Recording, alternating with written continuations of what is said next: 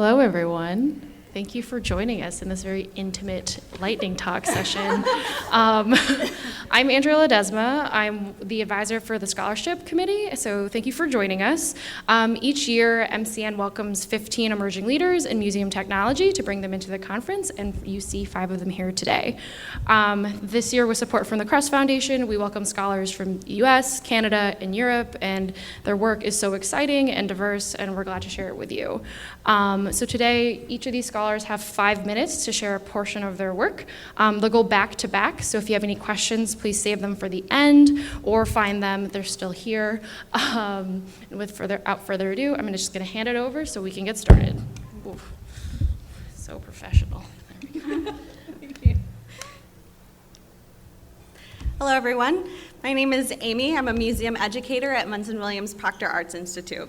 So I'd like to talk to you today about something that I'm passionate about. And what I'm passionate about is content creation and digital platform selection when working with very specific audiences. So we all know what mobile platforms are capable of at this point, so I won't harp on it. But what I'm going to do is focus on not so much the tech, but why we use the tech that we do and to what end. So I think we often create mobile guides with, sort of as wide an audience as possible in mind, and it's usually centered around a specific exhibition or maybe our collection as a whole. But where I think mobile guides really excel is in targeting these really specialized populations. So I'm going to tell you just a little bit about my institute.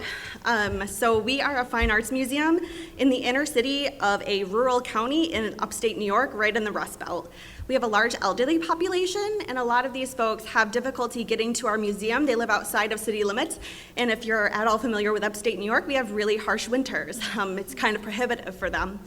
We also have a lot of underserved inner city schools. There are 13 Title I schools across 9 districts in our county, and this particularly affects teens and middle schoolers. So what we wanted to do was find a way to serve these groups. So the first step is to assess the needs in your community, and I'm going to apologize, the text is a little wonky in some places. So for both of these groups, we're building apps that are going to be free to use. They're going to have digital and real-world components, and they're also going to be available on iPod Touches that we will have available for everyone just to rent for free. So, group 1. So this is the elderly population, and it gets more specific. They are elderly that are not necessarily living in a residential facility because we have programming for those folks already. And they're going to be folks that live with or without memory care concerns. More often, we're leaning towards those with memory care concerns, like Alzheimer's and dementia. And so their needs are companionship, the option to participate remotely, cognitive stimulation, via the senses, cognitive stimulation via conversation and interpersonal connection, and something that's easy to use. Group 2 are these inner city teens. Many of these are from low-income or single-parent families. A lot of these are refugees. We no longer have boys and girls clubs in our city, so a lot of them don't have access to after-school resources or entertainment. So their needs are safe, interactive, and free programming, access to content independent of Wi-Fi or cell service, content that's engaging and empowering, and increased familiarity with local parks and resources. The local resources like parks, museums, and libraries. So, step 2 is to develop engaging and accessible content. So what that's going to look like for this first group is an app that's called Let's Talk About Art, and both of these apps are currently in development. So this is a conversation-based mobile experience that's geared towards memory care patients and their caregivers. So the idea is that they would be doing it together. The content is focused on improving quality of life and lessening museum anxiety. Among other things, this is going to feature an emoji module, and this is going to promote self-expression and facial expression awareness and recognition, which is really crucial for Alzheimer's patients. It's also, like many mobile apps, going to be capable of off-site use, so they can do this right from home and not have to worry about braving, the winter roads. For our second group, these are our inner city teens again, and we're focusing on teens that live right in our immediate vicinity. So this is going to be called Hidden Treasure, a Mystery in Plain Sight. This is a scavenger hunt and geocaching mobile guide, or mobile experience, I guess, geared towards these teens. The content's focused on community engagement using public resources that are right at their fingertips, but they might not necessarily know that they're there or for them. So among other things, it's going to include real-world and in-app interactive objectives, and both of these things are going to have the ability for them to share the content that they create with their peers. We're also going to have social media sharing and follow-up resources in the real world. So at these libraries, museums, and parks, they're going to have things that they can access after they finish the app, so it will continue on. So the last step is to choose your vehicle, and forgive the car metaphor. This is me the day that I bought my current car, and as you might guess from the background, it is not fancy, manual everything, literally, windows and all. But because I can drive stick, I get around just fine. And so the thing to remember here is that the content of your mobile guides is the driver, and the tech is the vehicle. So the tech doesn't need to be fancy, it's just a means to get you where you want to go. So that being said, if you're in the market for a mobile platform, here's some things to consider. Functionality, cost, scalability, accessibility, and staff time and training. These are going to vary in order of importance depending on you and your institution, but this is a good place to get started. When all else fails, make do and make something. So how do we make engaging content? Have a goal. Have a message, have a specific target audience, have an element of intrigue because it never hurts, make it meaningful and relevant, mine your existing resources. There's no need to go and dump a bunch of money into a new platform that you're unfamiliar with unless you absolutely need to. Use what you have, and make it fun. Sorry, let me just get to my notes. So as long as you're being intentional about the content that you're creating, the tech is going to be secondary. So make what you have work for you. My final advice is to slow down, start small, and build on your successes. So thank you so much to the MCN Scholarship Committee for letting me be here. And if you have any questions, come and find me. Yeah, thank you.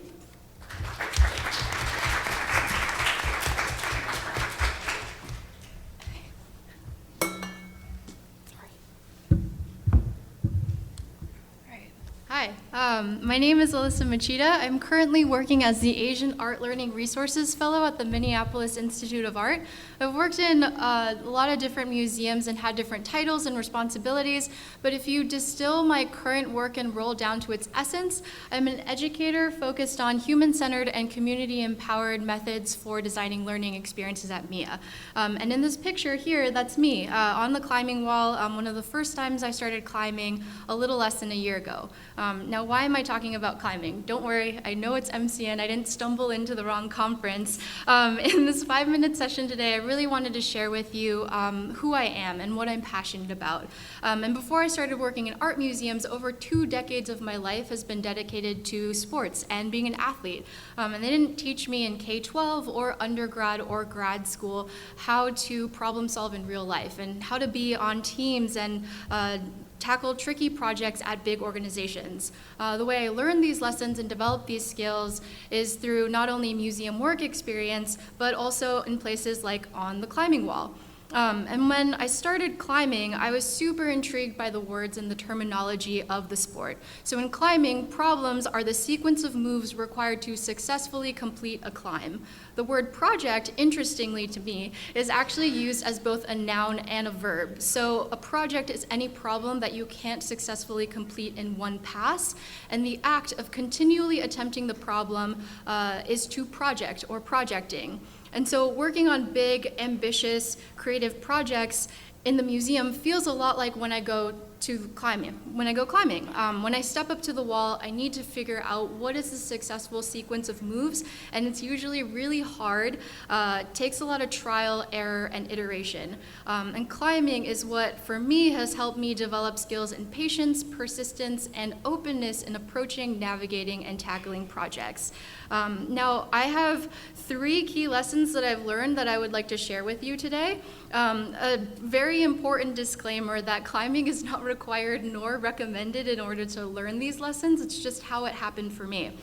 So the first lesson is the importance of projecting together with team members in order to build shared understandings, trust, collective ethos, and to witness each other's learnings, trials, and failures together. This is my friend and close colleague, Gretchen. I'd never met her before. We were thrown together to figure out how to successfully complete a big project at our museum. And in the early stages of working together, we started going climbing together. Now, this wasn't planned. I didn't intentionally suggest suggested for the purposes of team building, we just tried it. And while it might not be the one singular thing that brought success to our project, it got us out of the office. It gave us the opportunity to get to know each other as real people. We were having conversations we wouldn't be having in meetings, and we talked shop on and off the wall. And essentially, we were in an environment designed to practice the act of solving difficult problems together, recreationally and just for fun. We are able to form a collaborative, trust-based relationship for problem solving in a way that just doesn't happen in a formal office meeting for an hour once a week. So the second lesson that I've learned that was almost like an epiphany for me was to have the mindset of approaching museum projects like a problem to solve. So I now know that that is a mental framework that exists in experience design, but for me, it was climbing that ingrained in me the understanding that problems are inherently difficult, and to not let that be a barrier for frustration or paralysis or abandoning it just because it is difficult and hard. I learned through climbing that hard things are possible, you just have to keep at it.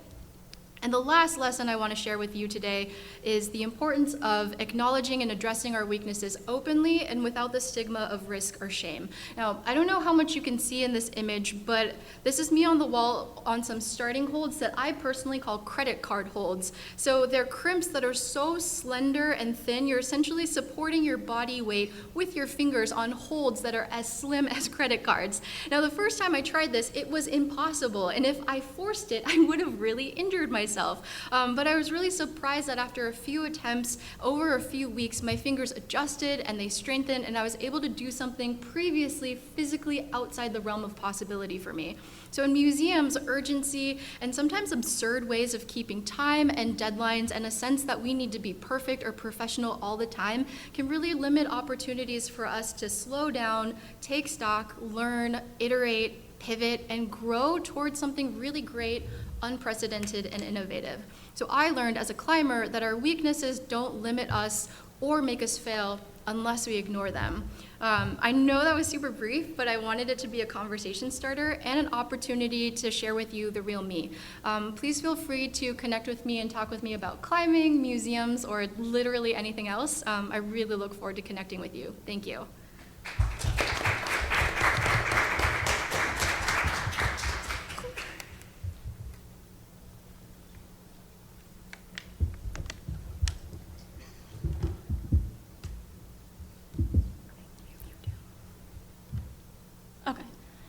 Hi everyone, I'm Mayrelis Lemus Rojas, and I work as a Digital Initiative Metadata Librarian at IUPUI University Library in Indiana.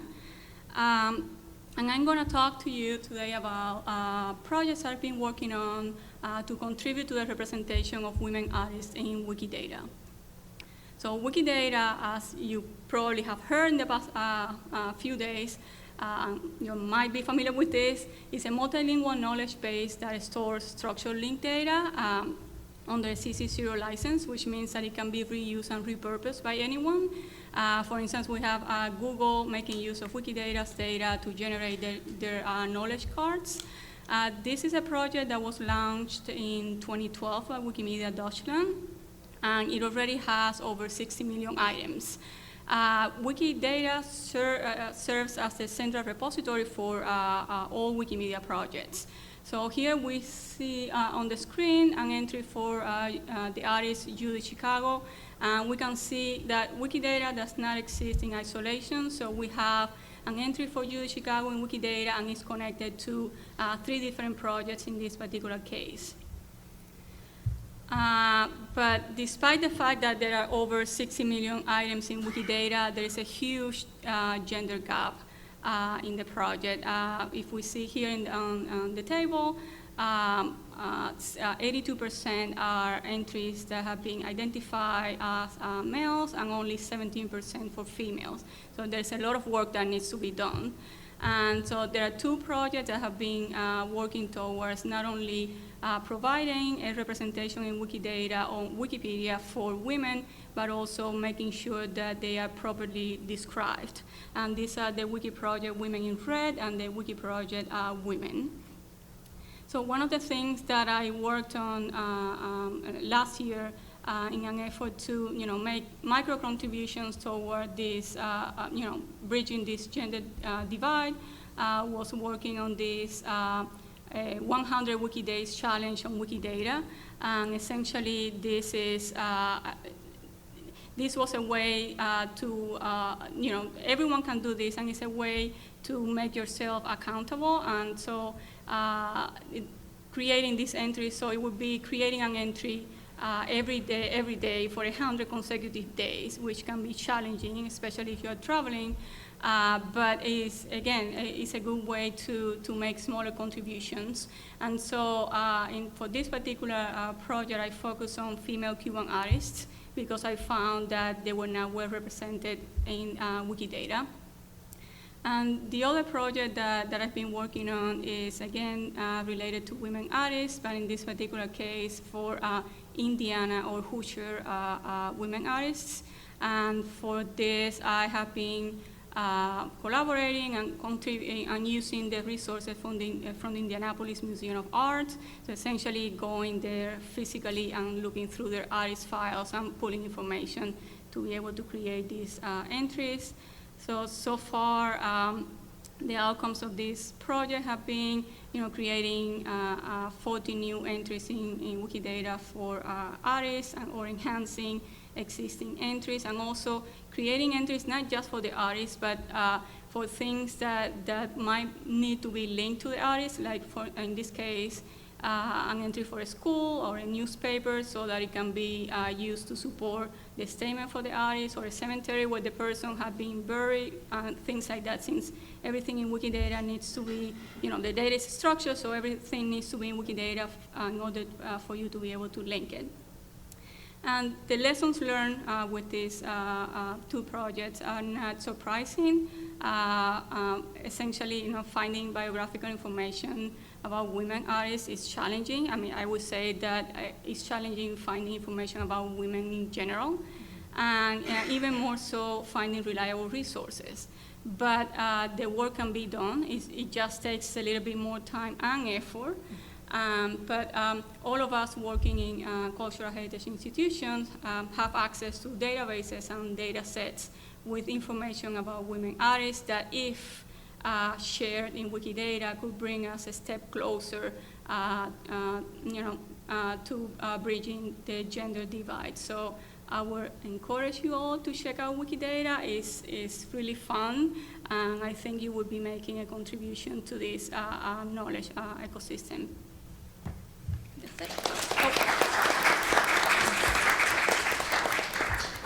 Oh, and that means thank you in Wikidata.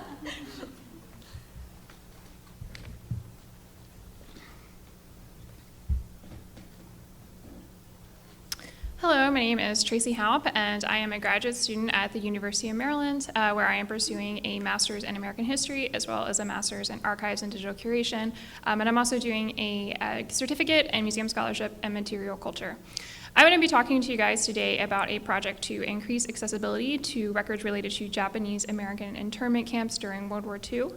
This is a project that was taken on by the Digital Curation and Innovation Center at the University of Maryland, which is a unique group that's comprised of undergraduate and graduate students collaborating together to bring the tools and ideas of computer science to various archival projects. So the Digital Curation and Innovation Center was granted by the National Archives exclusive access to the War Relocation Authority's internal security reports. They were similar to police reports, and they take the form of 25,000 index cards, which are organized like you see on the screen in boxes. And these records are important because they demonstrate the very harsh and arbitrary nature of living in these camps under martial law, but they also demonstrate powerful acts of survival, protest, and resistance. And I have on the screen a breakdown of the amount of cards that are in the collection for each camp, and you can see that the largest amount of cards is for Tule Lake, which is a camp that they sent people who had been considered troublemakers in other camps, and typically these were people who were organizing various political protests to protest their treatment in the camps. Now, there's a couple of different problems if you are a researcher who wants to do research with this collection.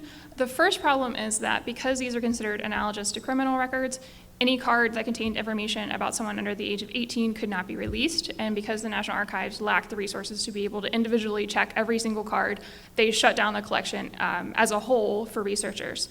But even if you could overcome that problem, there's also the issue, there's a limited ability to search this collection. So if you wanted to search what was in the cards about a particular person, the organization of the collection would support that. But if you wanted to do research, for example, on who participated on a particular protest on a particular day, you would find that to be very difficult with the current organization. Also, if you wanted to study broader patterns in the cards, like what activities were policed the most by the guards in the camp, it would also be very difficult to do that type of research. So to address these problems, I'm going to tell you the steps that we followed. The first step was to extract data from the index cards.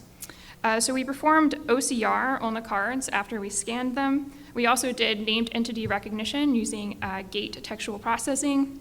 And because the cards all follow generally the same format, which you can see on the screen, it was easy for us to be able to train a computer to know when the information appears in this particular area of the card, then put it in the date field. If it appears in this area of the card, then put it in the name field. And then we were able to turn these index cards into beautiful Excel spreadsheets.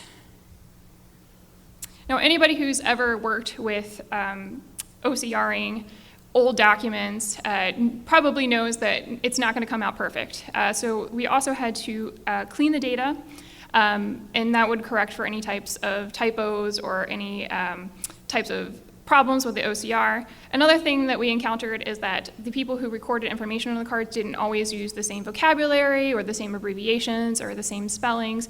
So we wanted to be able to create some consistency as well as to check for accuracy. So we used Google Open Refine, which is a free tool that allows you to clean and manipulate data, and that helped us to create the usable data that we wanted. Now, the next thing that we did is we wanted to solve the problem of making sure that these records could actually be released.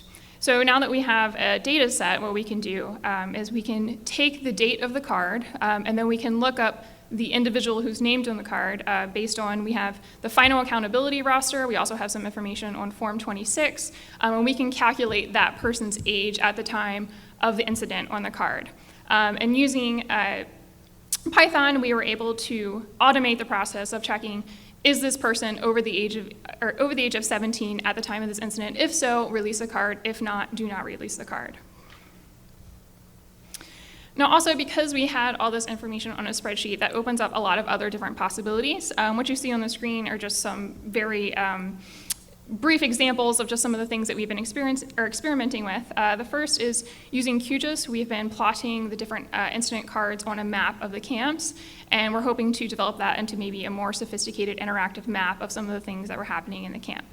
The other thing that we can do is we can take some of the information from the cards and also from the registers of people, and we can analyze them and to create data visualizations that might tell you a little bit more about the people in the camp. So the example that's on the screen is the age of the people that were incarcerated at Tule Lake. I know for me, one of the things I found most shocking was to realize exactly how many of the people that were in the camps were children and young people, and I found that to be a very affecting thing to know. Now, I do want to be clear that we believe that turning these cards into data and being able to do all these different visualizations and such is interesting for creating new insights and allowing new opportunities to explore the topics in the cards. However, we understand that these are the stories of real people. They're not just data points. And to that end, we've been partnering with other organizations for outreach and interpretation because we don't necessarily feel like we are the people that are most qualified to tell these stories. So one of the groups that we've been partnering with is Densho, which is the Japanese American Legacy Project, which works with survivors and survivors' families, as well as scholars who have been specializing in this particular topic. And they're going to be hosting the digital database of records, and they're also going to be providing interpretive content and guidance on the various privacy issues, considering that this is a very sensitive topic. Another thing that we did recently is we sponsored an event on campus with the filmmaker Conrad Atterer. He did a documentary called Resistance at Tule Lake. And in that documentary, he talks about the different protests that happened at Tule Lake Camp. And a lot of the individuals that are mentioned in his documentary also appear in our cards. And so we thought that that was like a really interesting way of bringing context to the project that we're working on. So we staged an event where in the beginning of the event, students presented on the different research that we've been doing and the different processes that we've been following to try to make these cards more available. And then we screened the movie and we did a Q&A with the filmmaker to sort of show how those two topics are relating to each other and how we're contributing to the research. Oh, sorry, I think there's supposed to be another card there about that just had my contact information if you wanted to contact me, but otherwise you can just find me after the presentation and I can give you my contact information. Great, thank you.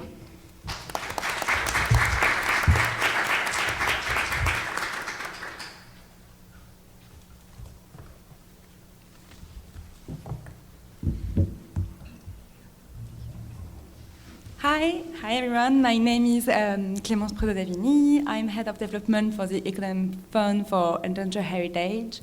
We are based in Paris, in France. And today I will tell you how I think VR can generate empathy. To start very briefly on Econem. So Econem is a company doing 3D digitization of endangered heritage. We are working in 30 countries, mostly in the Middle East, Syria, Iraq, Afghanistan. And we also have a non-profit fund, which I'm working for. The non-profit is mostly dedicated to training local experts in tools and technologies in order to make them independent towards the heritage protection.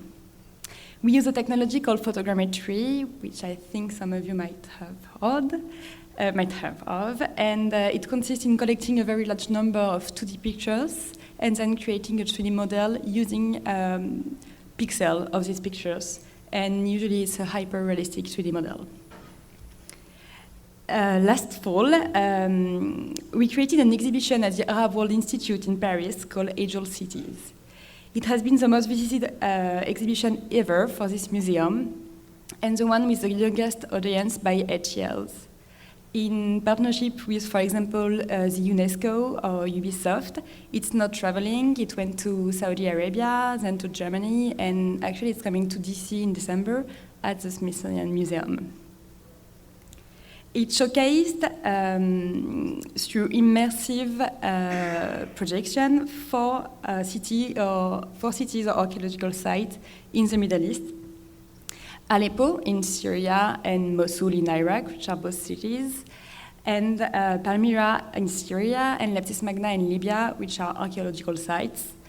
And all along the exhibition were displayed testimonies of people directly affected by the destruction or looting of heritage.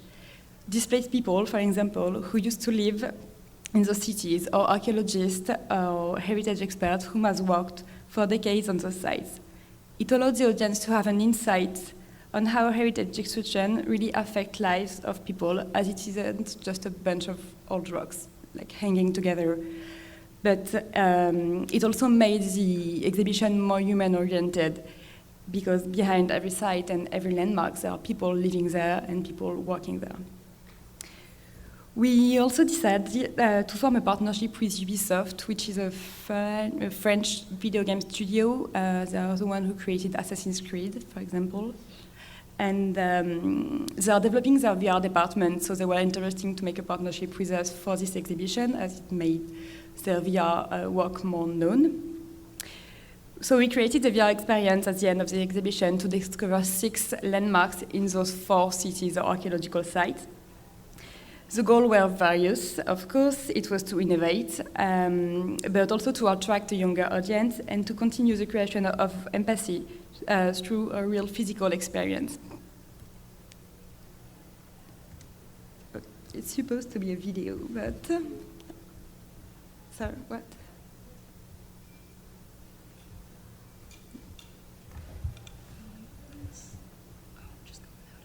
Okay.